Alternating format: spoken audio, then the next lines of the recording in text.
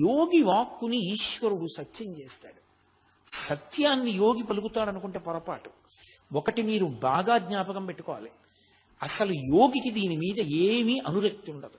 మనం ఏం చేస్తామంటే తప్పంతా ఎక్కడ చేస్తామంటే వీటిని మనం పట్టుకుని ఇందుచేత పూజనీయుడు అంటాం మనం.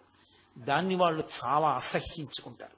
నేను మీకు అబద్ధం చెప్తున్నాను అనుకుంటే సురేశ్వరాచార్యులు వారు వార్తికం చేశారు దక్షిణామూర్తి స్తోత్రం మీద.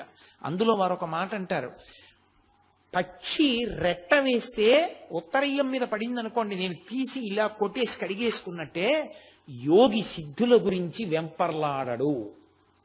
యోగి సిద్ధులను పట్టుకుని యోగిని గొప్పవాడని చెప్పకూడదు. యోగి ఎందుకు సిద్ధులు వస్తాయో తెలుసా? వాళ్ళు కావాలని ప్రకటన చేయరవి, అవి వాళ్ళకి వశమవుతాయి. అష్టసిద్ధులు వశమవుతాయి. ఎందుకంటే ఎప్పుడూ ఈశ్వరునితో కలిసి ఉంటారు. అనేన యుజ్యతే ఇది యోగ అంటాడు పతంజలి.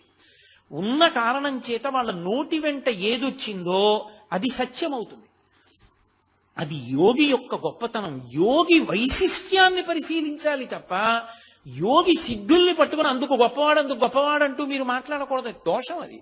అలా మాట్లాడకూడదు. ఎప్పుడు అలా మాట్లాడితే అసలు ఆ యోగులే ఇష్టపడరు. కానీ మరి ఎందుకు చెప్తున్నారండి మీరు నన్ను అని అడగచ్చు. ఒక యోగి వైభవంగా చెప్తున్నాను అంతే. దాన్ని ఆయనకి పరమేశ్వరుడితో ఆయన ఎంత కలిసిపోయి ఉండడం వల్ల ఆయన వాక్కు ఈశ్వర వాక్కు అయిందో మీకు నేను చెప్తున్నాను.